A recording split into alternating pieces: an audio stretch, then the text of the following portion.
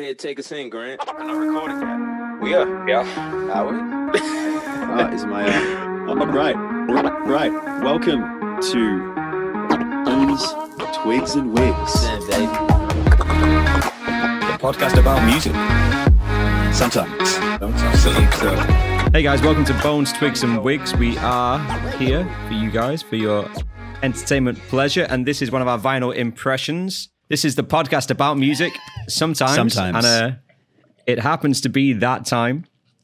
Oh, yeah. So I'm very glad you've joined us if you love your music, and specifically if you like vinyls and having that physical connection to the music, which doesn't happen so often anymore because we do everything digitally, which is fine, but it, you know, not quite the vibe that I liked when I was growing up, because I grew up in 1847 and I had to etch my own LPs out of stone before the age of modern recording. Yeah, I had to before the gramophone and all of that. Back when Steve was a boy, Yeah, the musicians used to have to stand at varying distances from a giant 20-foot-long cone, and at the other end of the cone there was a needle that would make incisions on a disc of hot wax.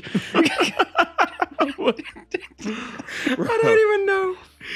So yeah, guys, we're going to be talking about one of my favorite albums, actually, and this album means a lot to me for a couple of reasons, but the main reason is one of the neighbours I live in a little village in Manchester, and one of my mum and dad's friends, who's one of our neighbours, they're in Ireland now, they used to come and watch me play when I was just starting out playing in bars.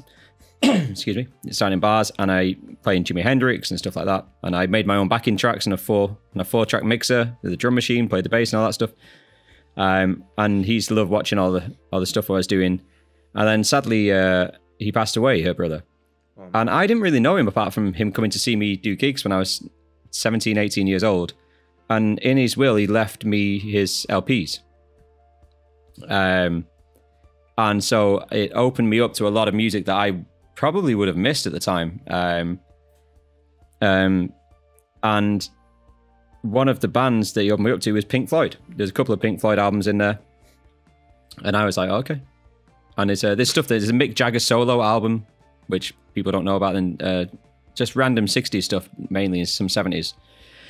So yeah, so that's my album this week, is a bit of Pink Floyd, and I have it here, and it is legitimately old. This is Wish You Were Here, Pink Floyd from 1975. And if you're looking at us on YouTube, you can see the front cover, and you can see it is wrecked. Yeah, bro. Look at the edges on that thing. It's legit. I love the artwork. I class myself as I was going to say semi-professional photographer. I don't get paid enough, but I love my photographs, and that is just sick. And the back artwork is also great as well.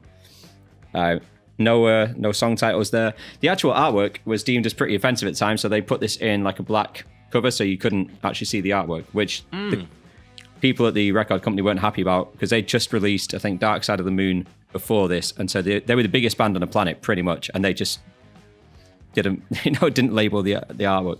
But yeah, so that's it. 1975. It was recorded at Abbey Road, because the best ones are. Pink Floyd, a very experimental band. This was actually their 9th album. So in 1975, they were already on their 9th album. Roger Waters pretty much wrote everything on this because he had a specific vision and he wanted to go for it. And it's sort of free form, I suppose you'd call it. I love it. I love the ideas behind it. As a guitar player, I loved the sound of the guitar, and it made me want a Stratocaster, on top of the fact I love Jimi Hendrix and Stevie Ray Vaughan. And then I heard the Strat being played like Gilmour played it, which is overbending stuff, lots of delay and just very clean. And out of one guitar you can have Hendrix, and then you can have Gilmour, and that just, opened it up to me a little bit and made me think about different things other than playing distorted guitar as loud as possible, which is pretty much what I was doing.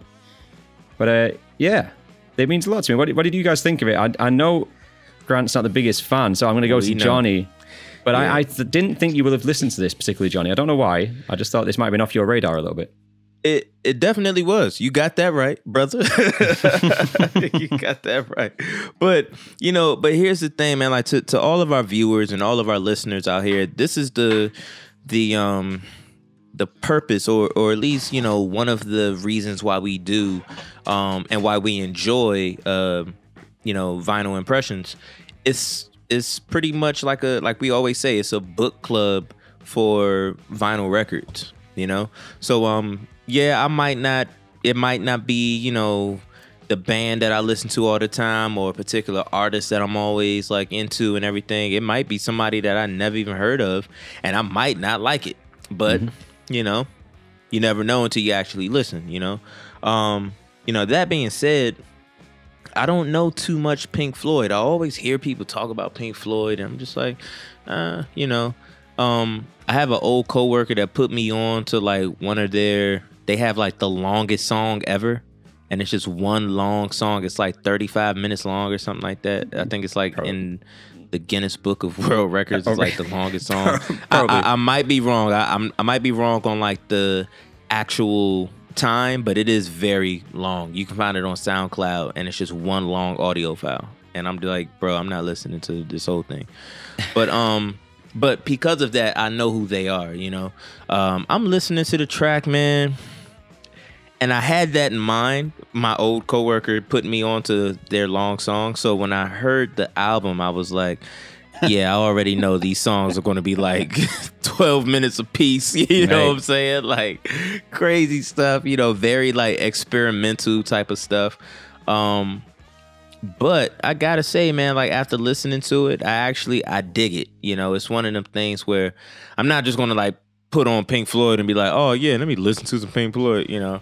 But but I do appreciate it. You know, I always look at like the pros and cons, or yeah, I guess you can say the pros and cons of, you know, like production and just like creating music in general. Like, this is what I like about the whole project. This is what I don't really care about when it comes to the whole project. That's how I view, you know, releases and, you know, different musical projects. So my favorite tune though, man, I actually listened to it like more than once. The rest of them I was like, all right, yeah, that's like, that can go. But I gotta say, my favorite tune was Welcome to the Machine. I thought you'd say that, actually. Man. That's my guess for you. With the door. Oh, bro, like not even that, man. Like just like I'm listening to it, I'm like, okay, I dig it. You know, just like the whole vibe and, you know, chord progressions and everything. And then all of a sudden, man, like that layered like vocal, you know, it's like it's like, you know, you got vocals up here, and then it's like it's stacked, like, you know, like an octave lower or something like that. It was just interesting, man. Like the lyrics. Luckily, I listened to it on Apple Music, so they have like that lyric thing where you can follow along. Because I had to go back, I had to rewind. I'm like, well, dang, like it sounds so good. What are they talking about? You know what I'm saying? So I listened to it again, and I'm like, man, the lyrics are like deep. You know, the song is the song is dope. And you know what got me, man? Those synthesizers. I knew that. Oh boy, you know that's. Oof. They're the originals. They're the classics. Those. Oh man, 1975. Yeah, I need to look up because I'm sure, you know, they probably have like exactly which which instrument they were using, and, you know, I'm sure they probably have like which synthesizer they were using and everything. I don't even want to like sit here and guess, you know, because there was so many like classic, you know, synths that were being used back in the day. Yamaha, Korg, like all those guys were like killing back then. But man, just hearing like that synth solo in there and just like those like crunchy guitars, I'm just like, Jesus Christ, man, like this is like some soundscape. Like this is like some like experimental like experience stuff. Oh man. Yeah, man. So like I dig it. Like out of that whole project, that was the one for me right there, you know. So I'm not gonna say I'm the biggest Pink Floyd fan, but I will give him that. I'll give him Welcome to the Machine. I'll give him that one. That was. I'll tell you what. That was a tune. Like you're saying, soundscape. I think that's what they thought of for this album. They could write the pop songs are the wrong term, but they could write the hits as in Another Brick in the Wall. On this album, Wish You Were Here, I get asked for that all the time. Great acoustic song. Yeah. Starts off with the sound of the guitar coming through a radio, and that was actually Dave Gilmour recorded it, put it on a tape, put it in the radio of his car. They then recorded the radio of his car, and he played along with it, played along with himself. So really intelligent stuff. Some of the chords in some of these songs, they got glasses of water, filled them specifically to a certain pitch, and then did the rub around and then made chords out of it and stacked them together to make the chords in the background. So along with the synth, you're getting the actual that stuff. What I was going to say before I asked Grant about his opinion, which I'm terrified about, is you were saying the longest song ever. I'm not sure they did the longest song ever, but the longest song they actually recorded is this album, because Shine on You Crazy Diamond, which is the first track, which starts off with about... And the last track. Exactly. It starts off with all the different stuff, and then it eventually gets into a... I have my guitar, but it eventually gets into the...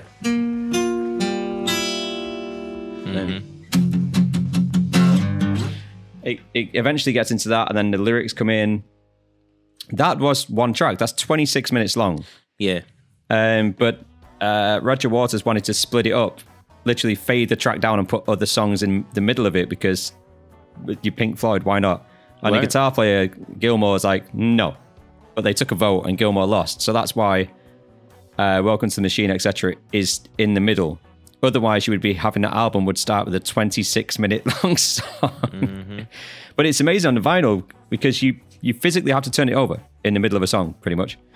I think it's an amazing album for many things. For me, Johnny's obviously appreciate it from different ways. There's a great saxophone solo in the album as well. I peeped that, I heard that, and I was like, oh man, this thing's got sax, it's got synth, it's just got like this like very experimental type of vibe. So it's like it's one of them things, man. Like I do enjoy when an artist, you can clearly tell, okay, they are just having a ball and they're just experimenting. They're just trying things that are just like very unusual.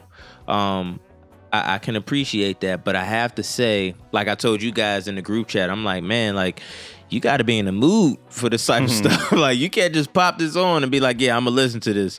Like you got to be in a certain place at a certain time to listen to like, stuff like Pink Floyd, and Grant's pick as well. I was like, Jesus Christ, like I got to sit down somewhere and listen to this. Like I can't, I just can't. I think if you had a little something and you're having a bit of a smoke, oh yeah, this stuff was based around that.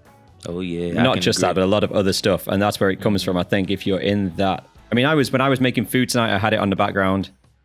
Well, I had it quite loud, but I had it on while I was in the kitchen, and hearing those sounds bouncing around while I was cooking, I was like, yeah, just such a vibe to it. Oh yeah. But like I love Gilmour as a guitar player. I think he's a laid-back guitar player. He doesn't try and do anything insane. He just plays with a lot of feel, and he knows what he's doing, and he does him. Whereas there's a specific guitar player that me and Grant don't like, who tries to do things he shouldn't do, and he repeats them 15 times incorrectly. I think Gilmour just nails what he does, and he is Gilmour. You can tell from one note, like B.B. King, I can tell from one note. Gilmour, I can tell from one note. But who's this guitar player? I'm trying to think. Hang on, that's the guitar player that we don't like. That I got. Let me do. If it is, play me a lick. Oh, right, yeah. My numbers game, right? Yeah, I played that as badly as I could to sound like him.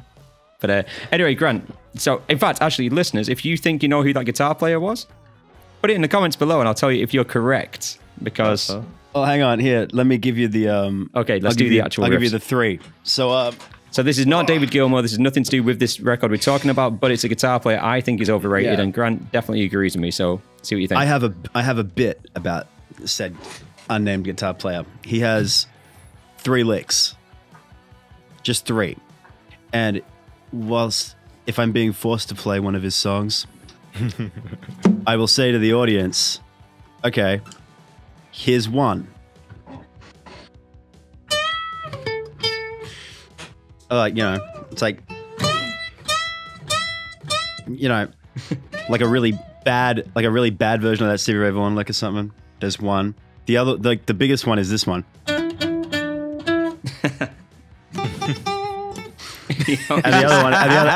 the other one is this. That's what I just did, yeah. Oh, sorry, yeah. The first one was just a tremoloed note, so, but like really uneven. So for instance, Steve, if you just play an E minor chord, Steve, and just slightly chug it along. So Johnny, yell out a number. All right, 2.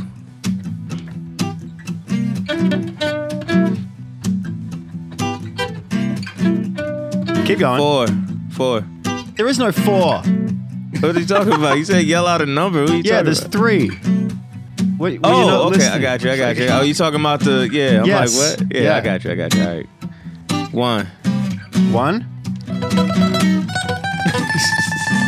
Keep going. 3.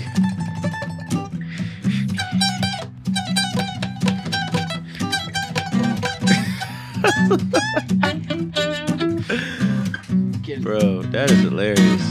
It's trying to because figure out and who it's is this guy. completely correct. Like, But yeah, man. Yeah, Yo, so Grant. G. yo, I'm interested. So- Grant's fairly vocal about certain things, and he's not a fan of this particular band. So I mean, what do you think? yeah, well, we're just talking about my least favorite guitar player. Hey, this might be this might come in as my second least favorite guitar player of all Can't be. time. All the guitar players in the world. Of all the Can't guitar be, players in the yeah. world, I honestly prefer Nick Jonas to David Gilmour. I love Nick Jonas, man. Have you heard his Great. guitar solo at the Grammys? Nah, I didn't. Oh, dude, it's just dreadful, but it's slightly more in tune than David Gilmour and Shine on You Crazy Diamond. What about Lil Like- Wayne? Ooh, yeah. No, I dig Lil Wayne, man. I love that. Yeah, It's that's just funny. Like Lil Wayne. hysterical. But yeah, see, man, I had to psych myself up to listen to this album. Because like Johnny might not have heard it before. I have, and I don't like it. There's nothing that I like about this album. That's terrible, bro. Not I've- at all. Not one thing, bro. Not a single thing. I can't stand Pink Floyd. I can't stand David Gilmour. I think What is it that- that you're so against? I can tell you exactly what I don't like about Pink Floyd. Pink Floyd to me sound exactly like all the musicians who go to say like music school but never ever actually practice. They just listen to the same required stuff that you're supposed to listen to, and then they want to go out and play that sort of music, but they've never actually learned how to play their instruments properly. What sort of copy So and it's paste? like, yeah. So Pink Floyd to me sound like they've gone out. They always sound like they've gone out and listened to "Bitches Brew" by Miles Davis, and they've gone, "Oh yeah, I want to do something like that." But then they never actually remember to practice for 5 years. You know what I'm saying? Like, it's a very specific. yeah. And "Shine on You Crazy Diamond" is the exact, like, the perfect example of that to me. I listen to it, and it's like, okay, do something. And then nothing happens for the longest amount of time. And it's like, oh yeah, it's like a really long, vast recording. It's like, it's not vast. They don't do anything. And then when they do something, David Gilmour comes in and plays with this wide out of tune vibrato that never actually sits. And somehow that's considered having feel. Like, no, it just sounds like a guy that never practiced. So I love the tone, man. I love his tone more than anything. Yeah, but see, but But here's it's the a thing. Stratocaster through a Fender Twin, so I suppose that is the tone. But that doesn't mean that he's playing anything. You know what I mean? We were just talking about like recording quality and choosing to not use certain resources because you've got some weird like point of view on why you want something to sound a certain way. This is like going out of your way to not be fucked playing the right note. That's I what don't know. David Gilmour sounds like to me. I can agree with you in a sense of, you're entitled to your opinion on the way he plays. I don't think he's out of tune. I mean, he overbends stuff. I quite like the overbending stuff because it opened. I mean, to me, this is very nostalgic. I just started playing guitar when I listened to this. So I didn't know I thought every note had to be exact to this point. I didn't know you had the freedom to move around it as much. Which then again sounds like I'm agreeing with you that he's out of tune. And I don't want to agree with Grant on this situation, but well, I mean, if you're going to miss the note by a bit, it's generally much better to be flat than sharp. If you're going, Yeah, but I think he overbends. if you're bending on the way up, to overshoot a bend is much more unforgivable than to undershoot a band. But I think a lot of times with him, though, rather than just bending a tone, he would sit a tone lower and bend up 2 tones. Or That's fine if you hit he's the still note. going to the same note, but yeah. You know what I mean? You have gee. to, I mean, if you're going to play, It's that like, oh, that just it makes the guitar cry, man. I like it. I mean, I'm doing that on an acoustic guitar, by the way. If you're listening to this and didn't see that, my Stratocaster has no strings on it, so otherwise, But gee, let me ask you something, man. ask me anything. So you remember that band that you put me on to? They're like The Shags? sisters or something like that. The Shags, yeah. The what? Much Sorry? better. The Shags. The Shags, yeah. With 2 G's. You think they're better than Pink Floyd, bro? Infinitely better. Bro, See, it's very hard to take him seriously when he says things like this. God, son. I believe Frank Zappa said they were better than the Beatles. Bro. Oh, I we think need to Pink- do. Pink we Floyd are need to very do- important, I think. I Bro. might actually have that album on vinyl. So Bro, we need to do a vinyl impression. on the Shags, I would love to do that. I love showing people those girls. It's Bro, like I said before, bro, always look at the pros and cons, and bro, that's a band right there that I'm like, I don't get it, bro. I'm like, I cannot say anything good Well- about this band, bro, for real. well. See, the interesting thing about the Shags, right? So, Their story, their backstory, and well, whatever. I mean, it's kind of, I guess, but the really interesting when you listen to what they're playing, it's chaotic and it's out of tune and it's out of time, but it keeps doing the same things over and over again. So it's clearly there's something that they're doing that I don't understand, but I can hear that they're constantly doing it. Whereas with a band like Pink Floyd, What a weird way mean- to look at things. well, no, but see, You just a criticize band Pink like- Floyd for doing a long song not going anywhere, and Dave Gilmour bending slightly out of tune. And now you're saying the best thing about this band is they don't go anywhere. They're out of tune. Like, how can you have the same point of view in such differing outcomes? That's not what I'm saying. I'm saying that if I listen to, say, the Shags, while we're talking about that, that's an example of me not understanding what's going on. But there's something going on, and I can hear that there's something going on, but I don't understand what it is. With Pink Floyd, I know exactly what they're doing, and I just feel like they're not doing it very well. What is it? I've not listened to the Shags yet, but what is it that they're doing that you don't understand? Steve. Because you understand music, so obviously it must be something weird. Steve, It's, bro. it's some out there crazy shit, man. Bro, it's weird, host- bro. Why do I feel like I'm going to have to listen to this? Oh no, it's going to drive you insane. It's great. Side note, anybody that wants to join the BTW podcast team, even our friends, man, any of our friends who are listening right now, who are viewing us right now, if you want to join the BTW squad, we got to come up with a better, like a name or something like that. Yeah, man, we're trying to push out merch. We're trying to get all types of crazy, cool stuff. So, just hit us up, man. You guys know how to reach us. We're reachable. So, Just do But, the reach around, you'll be fine. yeah. But, yo, so getting back on subject. Back to Man, Pink Floyd. We gotta do. You guys don't understand. I brought up Skaggs, that band, because Shags. Oh, Shag. See, I don't even know. See, Johnny, the do you know what a name. shag means in England? Yeah, it means like having Yeah. sex, right? With this particular group, the Shags, it comes from the hairstyle that all 3 girls had.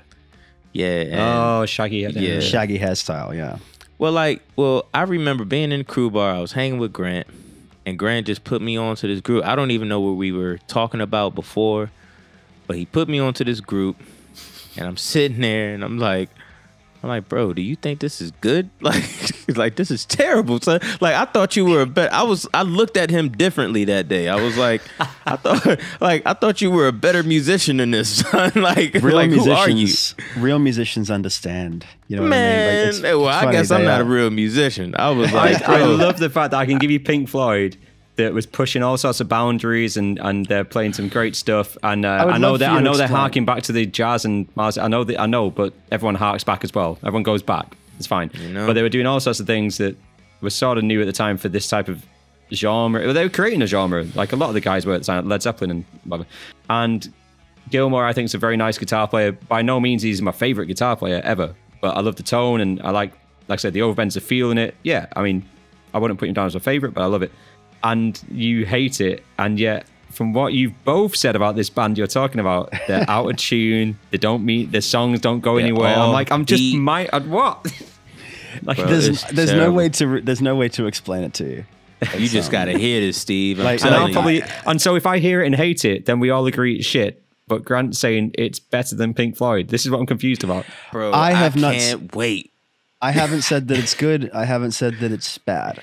I've just said that there's something going on that I don't quite understand, and that's don't know what that means. And I'm okay with that, and it makes me want to listen to it again. For instance, another example would be I never liked "Smells Like Teen Spirit" for the longest time. Who's that? Nirvana. Nirvana, yeah. And that his guitar got sold yesterday. Sorry, yeah. Go. And I was just like, I don't get it. I don't get it. I don't get why people like it. I don't understand.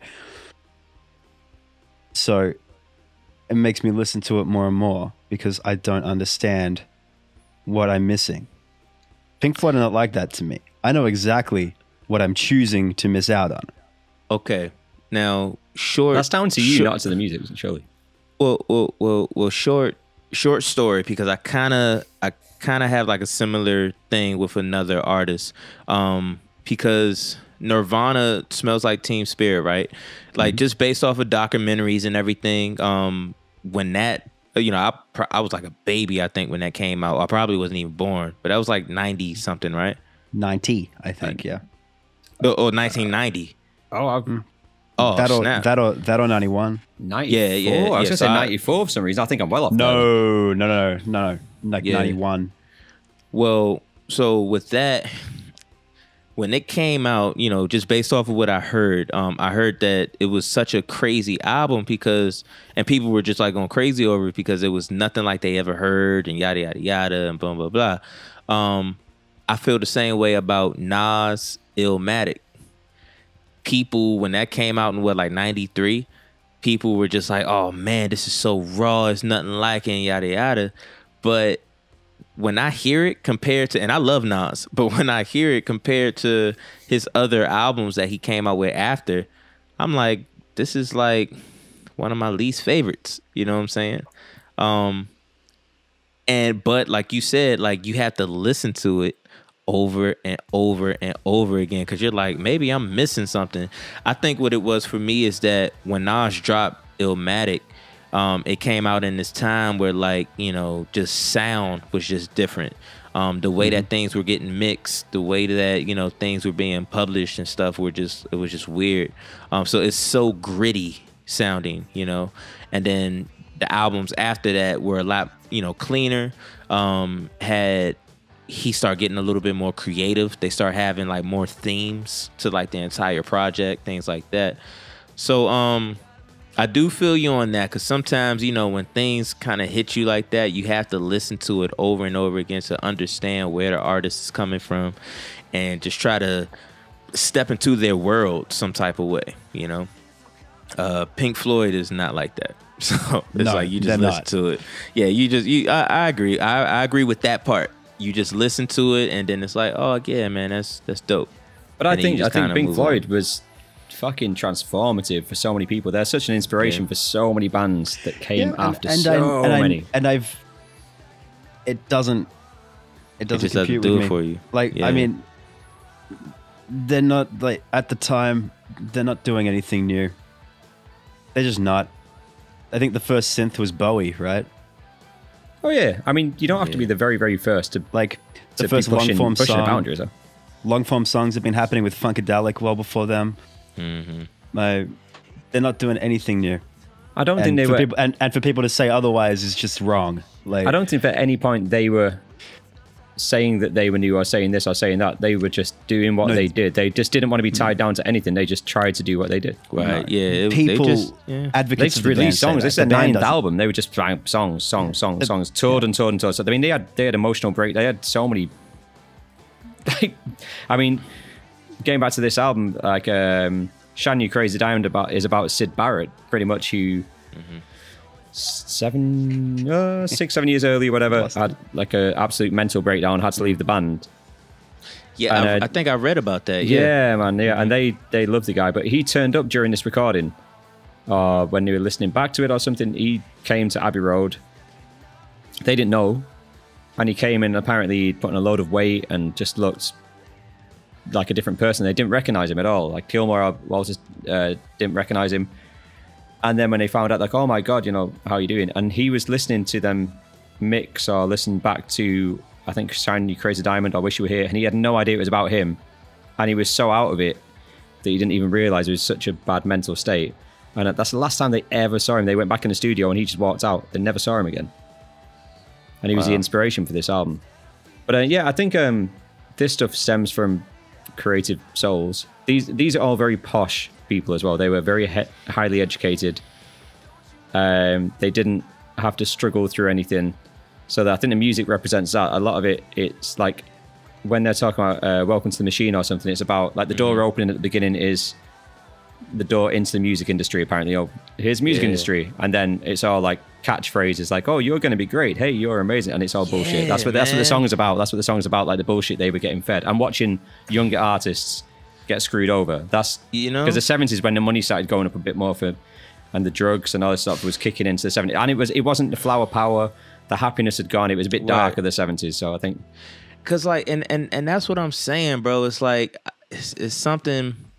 all of the other songs, I might just have to listen to them again. But the Machine, Welcome to the Machine, just really hit me because I'm like, man, like they're saying stuff. Even like the track sounded like metal, like grinding and like like just like a metal pole just hitting a pipe or something. Just sound like pipes and steam blowers, like just like all types of like. It probably crap. was.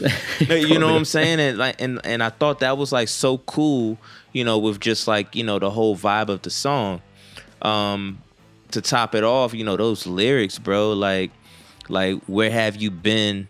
It's okay, we know where you've been. Like I was just like, I had to like replay that again. I was like, wait, what are they saying? Like they're saying something. And when you listen to it over and over again, you're like, yo, this is deep, son. Like for real. Oh, man. If you give this album, and not just this album, some of the others, I mean, lyrically, when you talk about like the Sid Barrett thing, which I Wish You Were Here. I mean, he's through this entire album about him, but the lyrics, remember when you were young, you shone like the sun. They like literally sat there writing the words going, God, I remember him when he was young. He was like so much future ahead of him, so much this ahead of him. So it was so bright, full of life. And then he had the mental breakdown, and that song is devastating lyrically. But yeah, it's a song I'm going to write about Grant. Wait, what'd you say, Grant? I said it's devastating, all right? That's right. It's terrible. Well, before we get towards the end of this, I just want to quickly mention the artwork, which I was going to mention in the beginning, but I'll mention it now, because I think it's quite a cool point, because I'll hold that there so you can see, because I can't see my screen. Yeah, because like it was a concept, it's supposed to be like between when you enter the music industry, you make that handshake, and it's an empty handshake, because at the time people were being screwed out of contracts, which is still happening now, but nowhere near as much as it was for the people in the. I mean, we talked about Hendrix recently; he got shafted, and so that's where that comes from. That's actually in Warner Brothers studio as well. Yeah, it looks. I'm about to say it looks. Yeah, like that's why it looks so famous. Not just. I mean, this picture's a very famous picture, but I don't know if you noticed like the way the flames are going. Yeah, and then like the very top edge. Yeah, it's because like in like that top corner. Yeah, no, sorry. I meant the actual guy. On a guy. Yeah, I mean, he added that on the artwork, which is an awesome touch. That's a great touch. That's fire, yeah. But this bit here, there's actual fire. This is actually a stuntman on fire. Like, that's an actual real... I always thought it was a dummy. It's not. It's a real stuntman on fire, shaking hands with another real person. So they're both there. He's on fire. They wanted it specifically there with his hand this certain way. But the wind changed and the flames went that way and burnt this guy's eyebrows off. Jesus Christ. So they had to flip them round so the wind blew whatever way and then reverse it in post. But the guy literally burnt his eyebrows off the first attempt.